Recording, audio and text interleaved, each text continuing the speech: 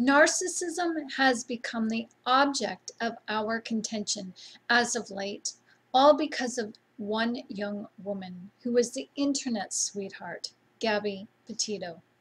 She was a young girl in her 20s who was on a romantic 4-month excursion of sightseeing around the United States with her fiance, Brian Laundrie.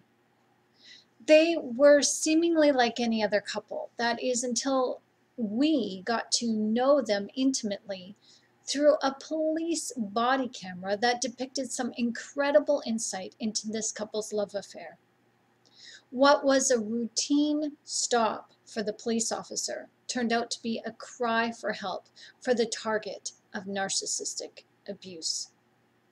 Gabby was interviewed by the police officer, and she showed all the classic signs that most of us know all too well. When we share our hurt and pain with someone whom we think we can trust, and we are dismissed, and our feelings are not addressed, and our anxiety is not abated, we then retreat. We learn that it's best not to say anything. And many of us don't know how to say what we want to say or what we need to say. We don't know how to come right out and say, I'm hurting, I need help, what this person is doing to me is not right. And instead, like Gabby, we continue to talk, just trying to release our anxiety to anyone who will listen. This is what Gabby did. The police officer asked her a few questions, and she ended up giving the officer more detail than what the police officer asked for. Gabby, like the rest of us, this is what we do, as this is a cry for help. Gabby needed help, and she knew she needed help, but the police officer seemed oblivious. Now, I'm not saying anything against the police officer. We know that there was mistakes made, and this is not the video to critique their procedure.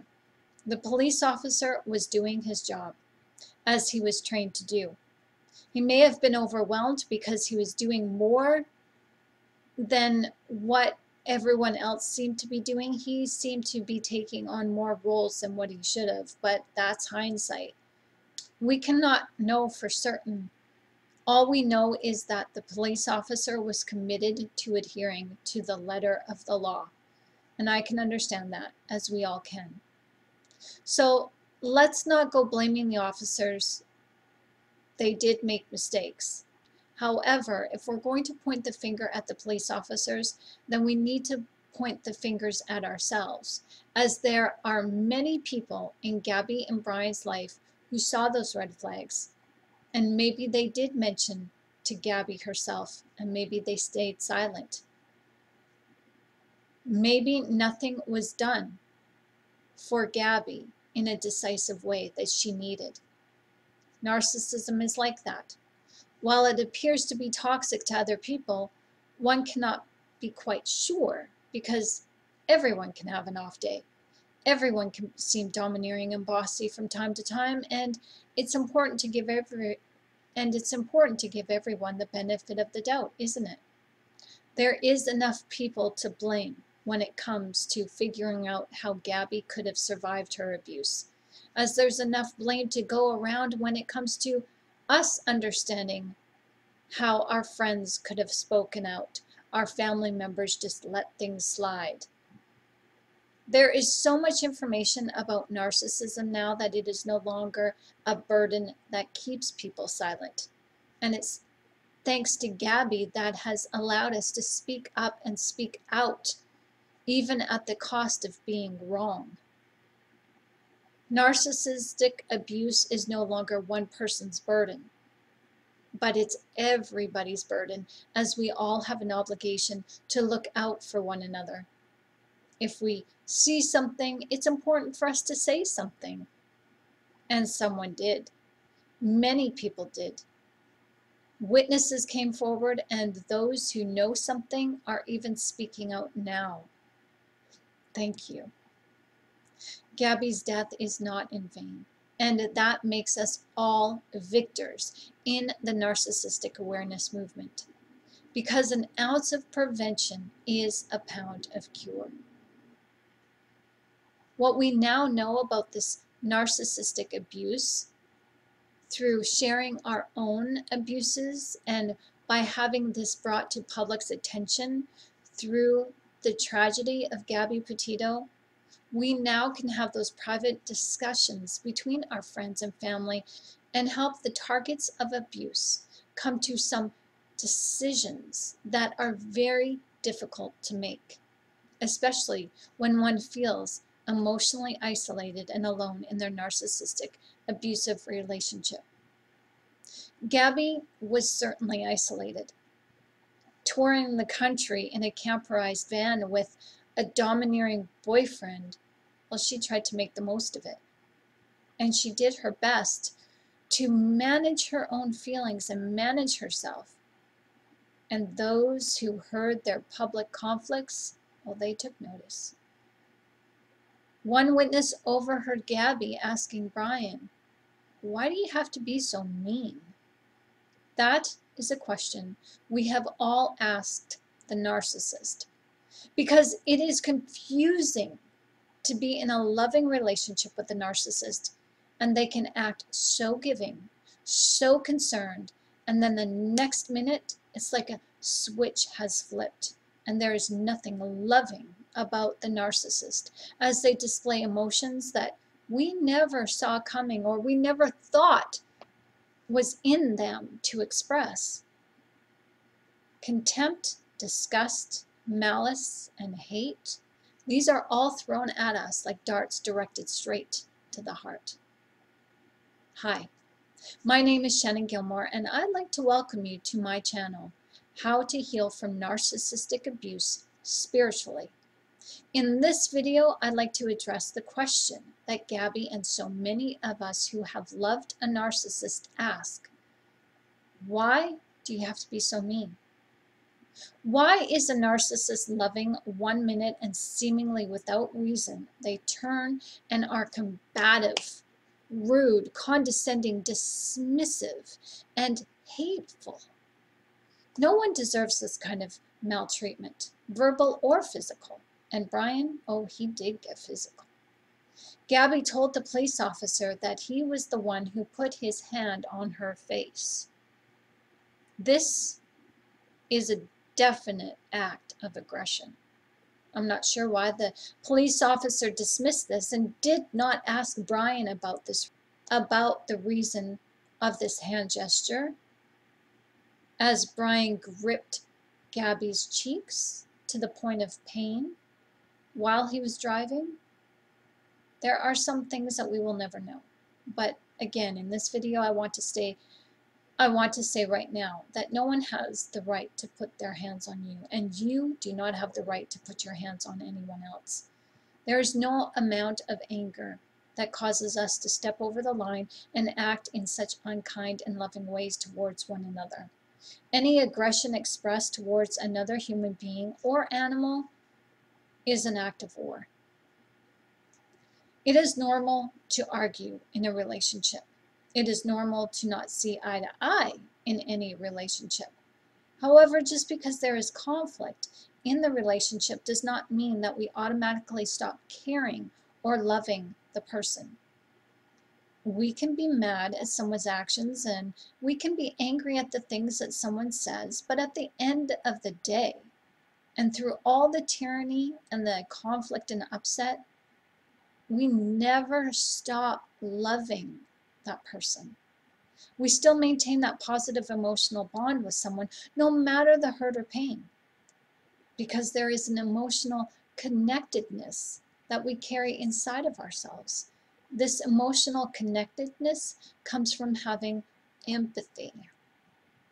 Now, there is a term that psychologists use when describing this connectedness. It's called object constancy.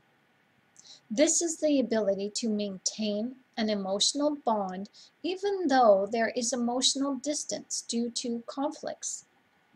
Object constancy comes from a cognitive skill that most of us gain at about 2 to 3 years of age.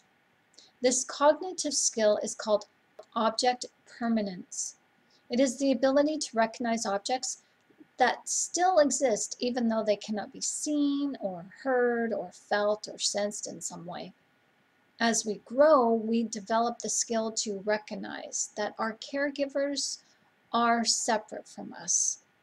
And although they love us, they have the ability to walk away, but they also return.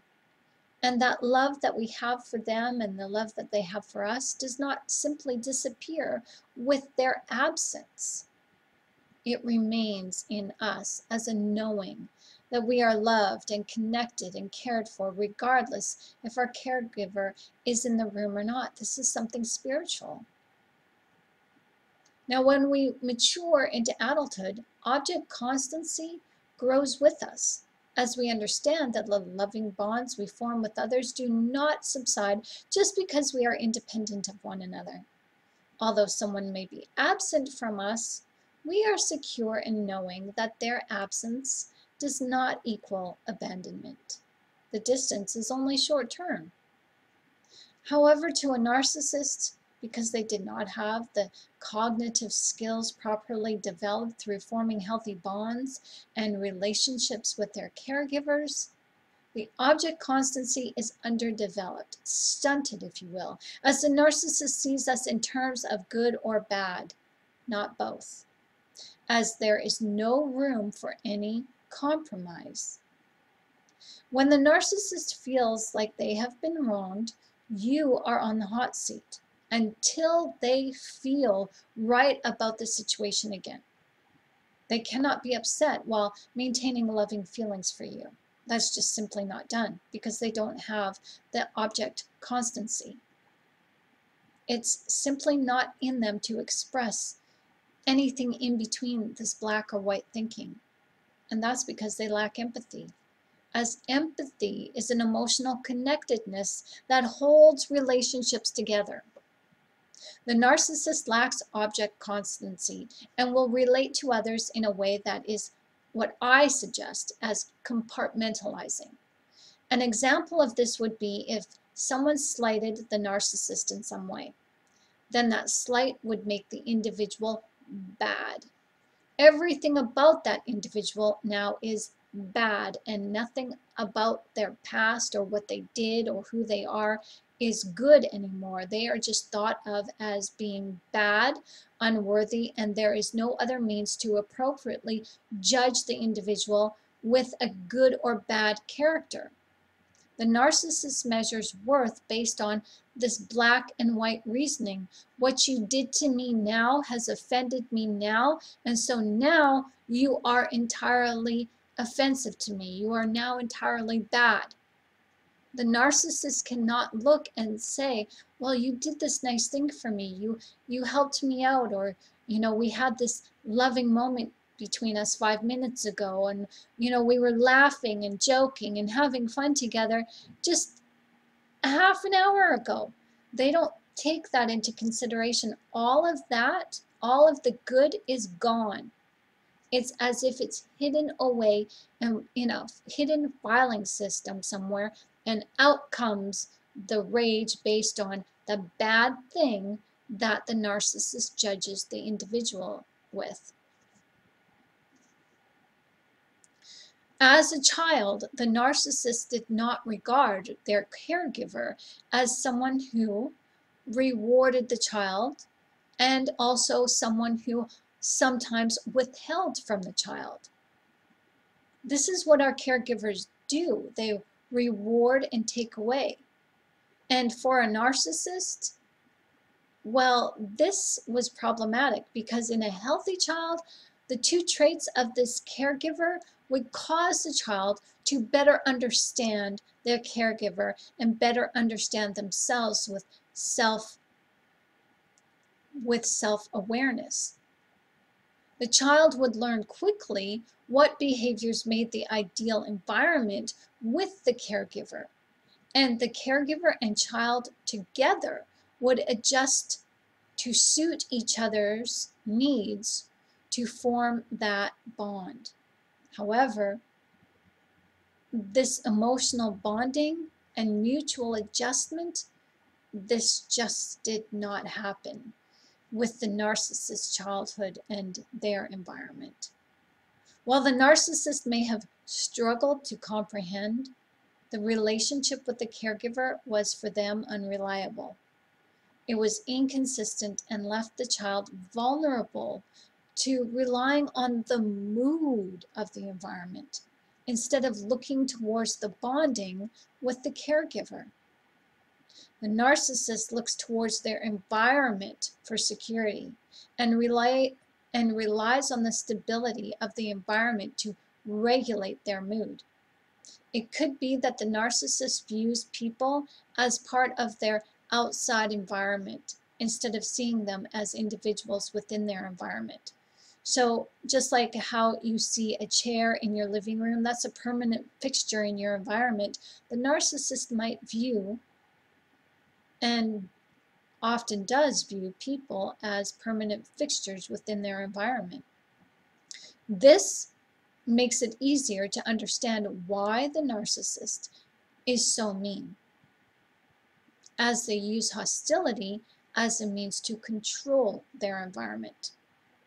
Because the narcissist does not individuate, they see us as someone to regulate, as we are a part of their environment. If they can control their environment, then they can directly control the mood of their environment. So instead of attaching to people, the narcissist attaches themselves to their environment.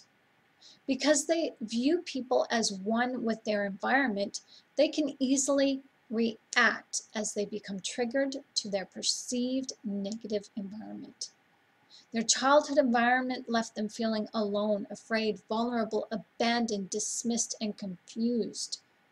And they try to regulate these emotions by regulating their environment. Now, this is hard to do. That is, unless they view people as part of their environment, and they seek to control their environment and the permanent fixtures of their environment by controlling things and people within it. This is why the narcissist seems to switch between those Jekyll and Hyde demeanors. They are adaptable to their environment and switch between being nice and being mean in order to maintain a level of control, to bring their environment back to a form of comfortability that they can maintain and regulate. What makes the narcissist so mean and abusive is that they expect their environment to comply. They expect their environment to move towards or away from the wishes of the narcissist. For example, if the narcissist takes a trip, then that trip is all set in their mind, and it has to go the way that they see it. Because Brian likes to hike, in his mind the trip was perhaps set to go in a specific direction with no delays, no deviation. In his mind, the trip around the country would take X amount of days, spending this amount of dollars, sleeping this amount of time, trekking in the wilderness this amount of daylight hours. Gabby was a part of Brian's environment that in his mind, she did not have autonomy. She did not have her own free will, as the narcissist does not think like that when people are a part of their environment. Gabby wanted the chance to do her own thing, and she wanted the freedom to express herself and share with the world her excursions with Brian. But to Brian, Gabby's views did not matter. They were not important because they were not Brian's views. Her ideas were not his ideas. Her needs did not matter because they were not his needs. She was not accompanying Brian for herself and her pleasure. No, she was there for his pleasure. She was a fixture in his environment that should just automatically comply and go with the flow. Narcissists do not realize that people are human and that they have their own wants, desires, and their own will. Brian, like any narcissist, viewed people as objects. Objects that comply, objects that do not deviate from the set plan, as objects do not have a will, as they do not have a mind of their own. They are obedient and they are to always do the will of the narcissist. This, of course, is what the narcissist thinks. With a narcissist, there is always that, oh shit, Aki mushroom moment. That moment when they realize, just for a moment, that the person they objectify thinks differently than they do. And perhaps their object cannot be controlled, and therefore the status quo that the narcissist is trying to control and set for themselves will become out of control. This destabilizes the mood of the narcissist, and the narcissist becomes mean and controlling and domineering and uses fear-mongering in order to get their target to comply. The narcissist acts object constancy to realize that people have feelings, as they fail to recognize that they have their own feelings. The narcissist has feelings of their own. They regulate their normalcy and consistency with their own feelings by using their emotions to control their environment. They do not allow their feelings to control them. There's no sentimentality involved here. The narcissist uses their controlling feelings to control other people. Now, because their feelings are used to regulate their environment, these feelings are also used to regulate the narcissist. The feelings that the narcissist uses to control their partners, it easily spins out of control because these feelings are not expressed with self-actualization attached. They are just expressed as a means to control and regulate.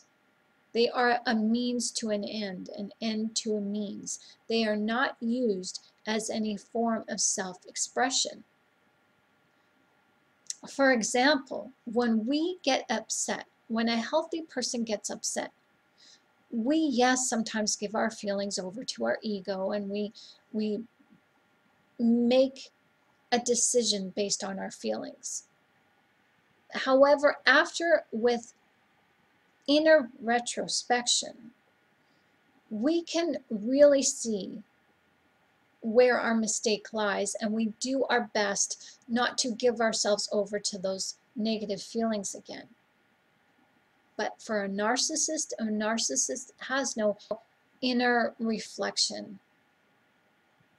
They don't look at their feelings as being problematic in the way that, I need to do better. I didn't do so well with that decision making when I gave myself over to those feelings. Oh my gosh, I was irrational and not very practical in that decision. No, a narcissist does not think like that.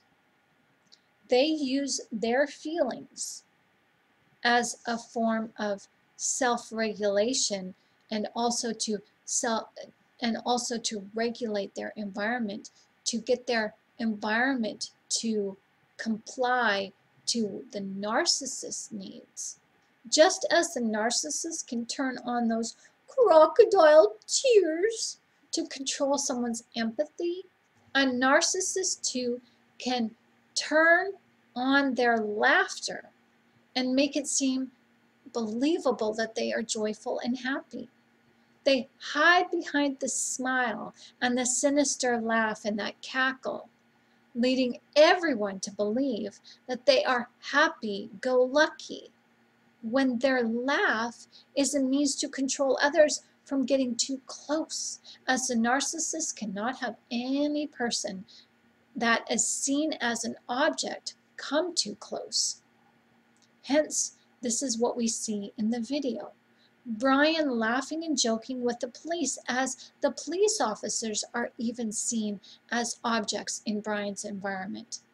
His demeanor is definitely out of place. However, to regulate Brian's own feelings, he has to control the officers' feelings, the objects within Brian's immediate environment. If he can control these people, then he can maintain an equilibrium that keeps him in the driver's seat of control so that he can get out of the situation and continue on his merry way, travel the country with or without Gabby. A narcissist is mean, not because they can be, it's because that is what they are. They use anger, abrasiveness as a means to control. Being mean is a means to an end. It gets the job done. It leads to the ideal outcome. People are not compliant unless the narcissist uses some sort of fear tactic. Being mean keeps people on edge, as most people are unwilling to fight. And so being mean has its rewards for the narcissist. It keeps people silent. It keeps people moving in the groove that allows the narcissist to move along forward without much tension or resistance. The narcissist is able to move freely when people are compliant. The narcissist can better manage their environment when the objects within their environment agree with the narcissist.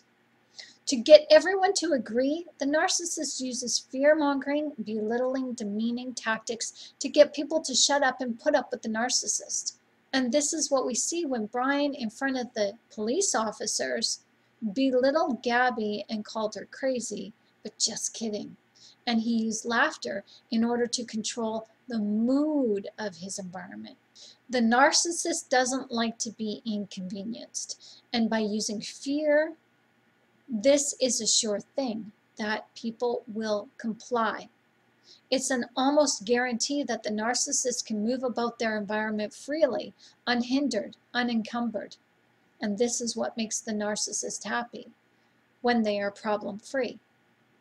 That is until someone comes along to challenge their environment, and this challenge actually changes the environment. These are the people who have a purpose, people who have a sense of direction, who move within the narcissist's environment while staying true to their own. These are people who are willing to compromise but not sacrifice. And these are the targets for the narcissist. And these targets cause the narcissist to become easily angered as they are easily inconvenienced. And this is only because the narcissist lacks empathy and they do not attach themselves to the environment like you or I would. The narcissist detaches themselves from their environment and they hold no feelings towards their environment one way or another. That is until their environment becomes a means of inconvenience. The narcissist then can simply discard their environment and walk away. This is what Brian tried to do, perhaps, as witnesses say that it did appear like he was going to abandon Gabby at the restaurant and drive off with her vehicle. But she wouldn't let him, as she forced him to take some sort of responsibility for his wrongdoing. This escalated into the argument the police officers witnessed when he pulled Brian off the road for driving erratically. So why is the narcissist so mean? Well, they lack developed cognitive skills that were learned through healthy parenting by their caregivers. They are so mean because they are abusive tactics as a means to coerce and control people to compliance. As to them, people are nothing more than objects and are fixtures within their environments. Objects are not seen as having autonomy. and having a sense of self-awareness. A narcissist's main concern is to control people so that the narcissist can remain in control of their environment. To have anyone lead them is considered a loss of control. This is why Gabby and Brian fought over her social media page. She was taking too long as he grew impatient. A narcissist wants to do what they want to do, and they regulate other people's time. Because if they do not regulate other people's time, then it appears that other people are regulating the narcissist's time, meaning that other people are controlling the comings and goings of what the narcissist does. A narcissist wants to do what they want to do. They regulate their own time, and if they want to go and do something, they will go and do something. And if they are held up by someone, this places the narcissist in the hands of someone else, and through their childhood experiences, well, this to them says, oh, this always goes bad. The narcissist becomes triggered as they always have to maintain control. And when someone is hindering their path, then they have to engage in methods to bring that individual back under their control, and this must be exercised immediately. This is why narcissists have no problem making a public scene, because we don't want to be embarrassed, and if to avoid embarrassment, we just comply. It's another form of manipulation, as narcissists always manipulate us into doing what they want us to do. The narcissist, again, as I stressed, they do not view people as people. They view people as objects within their own environment. And if the narcissist can control one individual, then they can control any and all individuals within their environment. They are that arrogant about themselves. Understanding why a narcissist is so mean can now help you understand how to better manage your time and your interaction with a narcissist. They do not have your best interests at heart and will not take your needs into consideration. They will not value your wants and desires, as they perceive you differently, as they are cognitively dysregulated to the point that they cannot view you as someone independent within their environment. So how can you offset the narcissistic anger? Well, a narcissist, as you know, is hardwired to be abrasive and be abusive, as they are hypersensitive to the environment around them. When you see a narcissist become angry, recognize those tells that let you know that they are going to blow their top, so that you do not engage them further. It's in your best interest to disengage yourself with them. And when you're speaking with the narcissist, try your best not to find fault, even though they are guilty. Do not lay blame, as it's better to just not fight with them on right and wrong reasoning. Understand that the narcissist thinks differently than you, and as much as you want to hold them accountable and responsible for their wrongdoing, communicating that will only get you into trouble. So to keep yourself safe, it is best at times to just agree, maybe even agree to disagree. Sometimes it's best to just let the narcissist be right, even though you know that they are wrong. It's also in your best interest to try to empathize with their feelings, and instead of using I statements or you statements, such as, you don't do this when I do that. Include a we statement and offer solutions that include the two of you. How can we better come to a solution in this matter? How can we better budget our time and budget our finances together? Now, this is not an extensive, exhaustive list. You know how to manage yourself in front of the narcissist, as these were only helpful suggestions to help you deal with the narcissist when they become mean. Sometimes silence does speak volumes, and until you are in a position of safety, it is best to not argue with the narcissist, as this is sometimes what they are looking for. So I hope that this video has helped you. If you did like this video and you did find it helpful, please give it a thumbs up. Hit that notification bell and subscribe to this channel, as your support is so greatly appreciated, as your support helps me to stay online and better help you.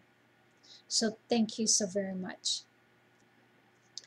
My name is Shannon Gilmore, and I am always just an email away if you have questions, comments, or suggestions, or you feel like you need to talk to somebody about your own narcissistic abuse.